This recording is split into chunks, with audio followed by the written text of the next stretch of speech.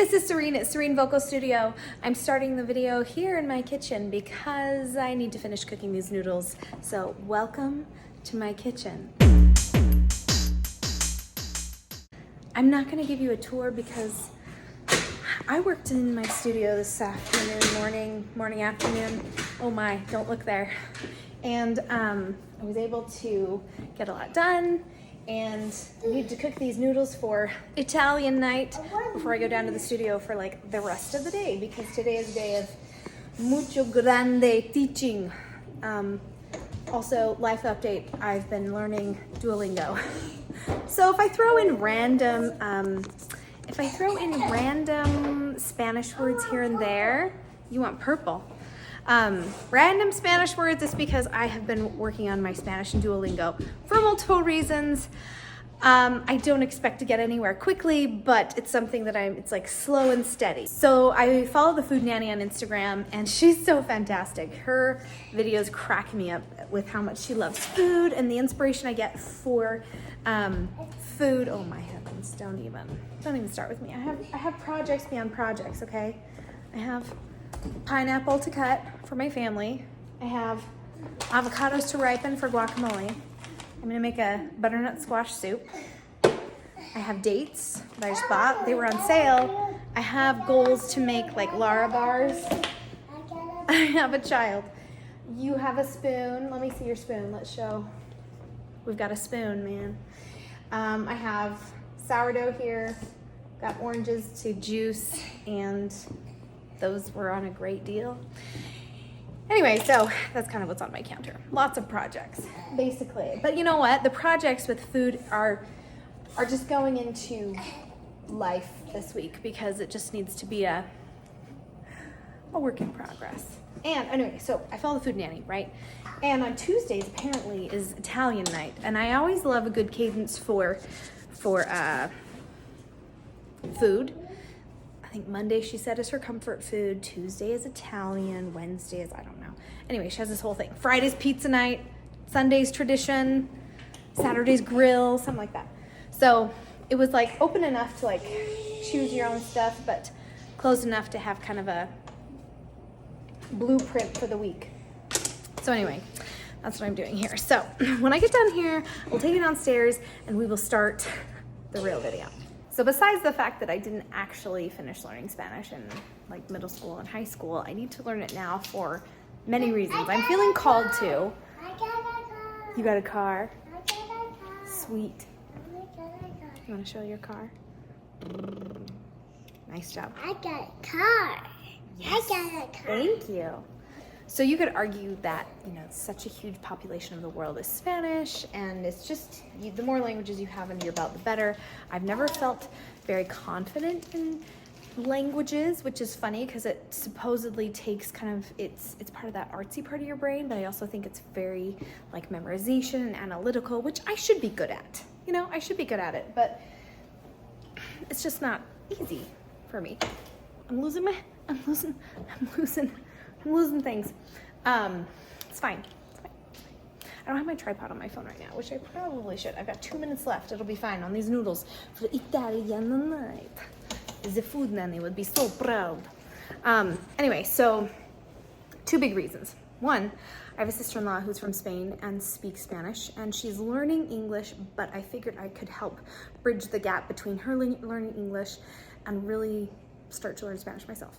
2, my nail tech is from Venezuela and does not speak any English. She can say Spanish word or English words the way I can say Spanish words, but neither of us really speak. So in an effort to be able to talk to her more easily, I am working on my Spanish because I need to be able to communicate with her.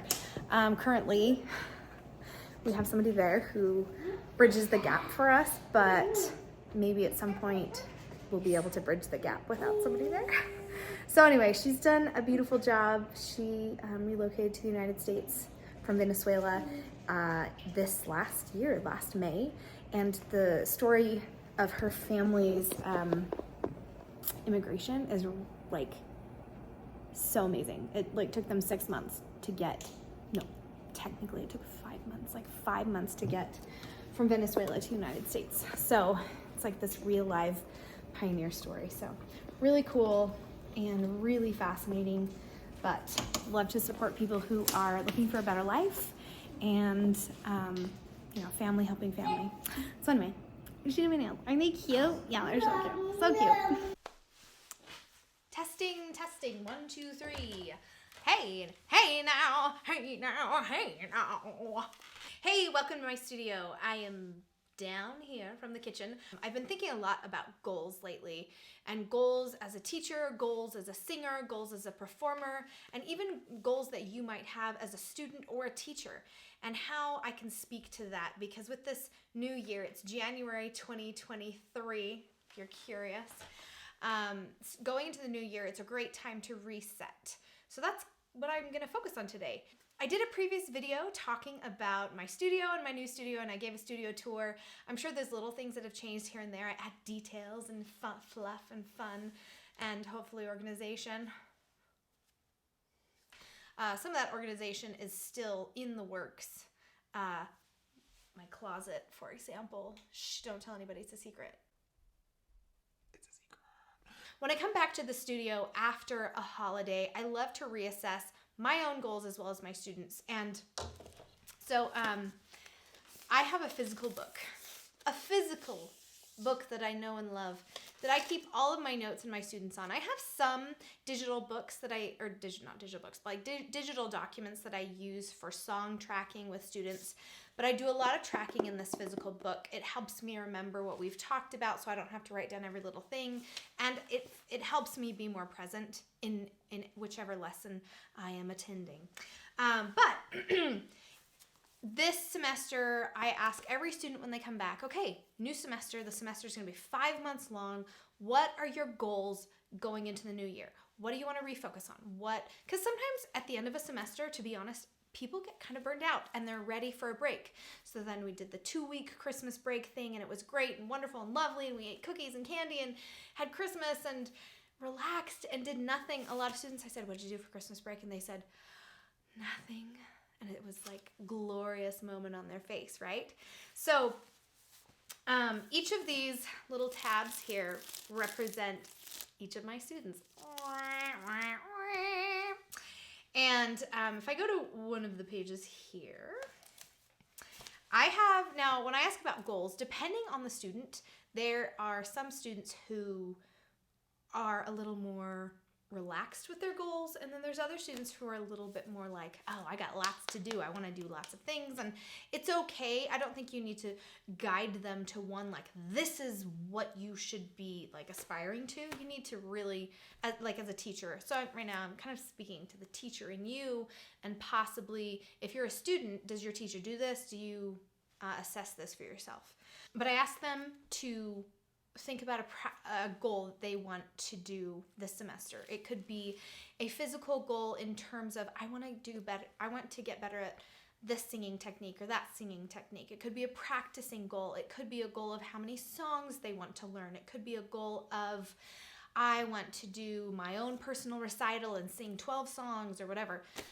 Just to cater their goals to how motivated they are, and then also if somebody's a little bit more relaxed, helping them find joy and in their goals, and not just joy, but also helping them find a sense of momentum.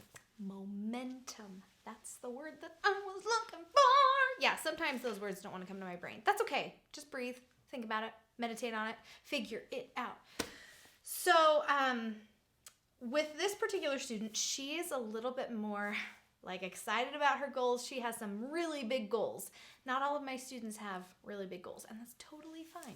But this one, she had a practicing goal.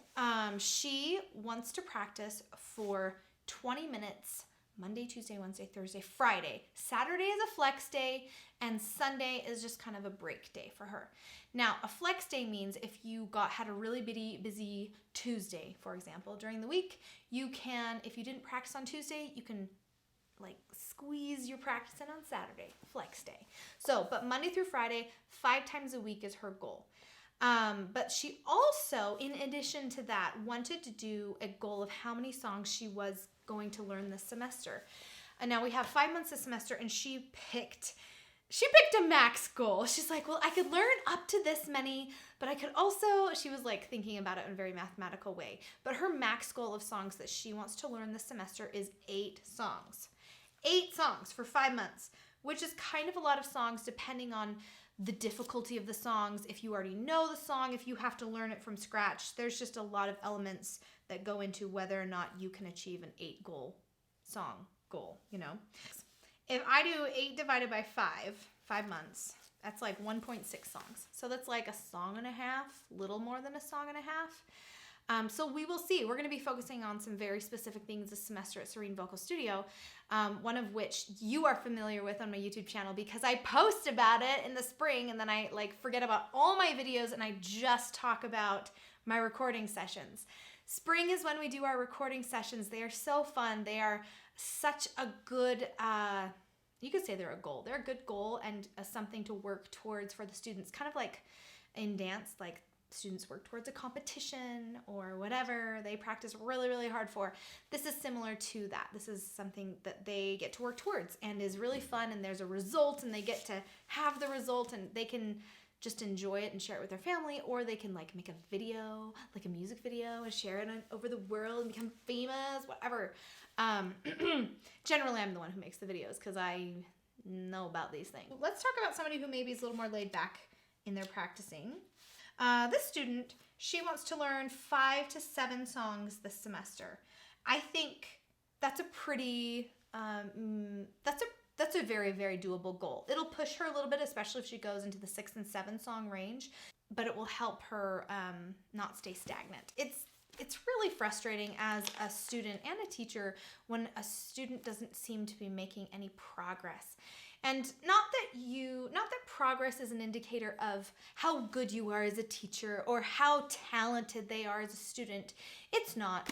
Progress, though, is kind of this natural thing we tend to gravitate towards as human beings. We tend to find motivation in progress. But I will say something about progress. Do not wait for your motivation to begin working towards progress. You have to begin working. You'll start to see baby step progress, and then you'll find motivation along the way. It is not the beginning step. The beginning step is doing, whether you want to or not. Kind of like this video. It's like, okay, my YouTube channel, I've ignored it for many moons. I love my YouTube channel and I want to produce my videos, but I have been stuck in this brains of like, and I keep thinking that same thought and it hasn't been going anywhere for me. I said, okay, I want to get really thoughtful about this. I want to get really passionate about it. And the thought and the passion, while I contemplated it, it hasn't taken me anywhere.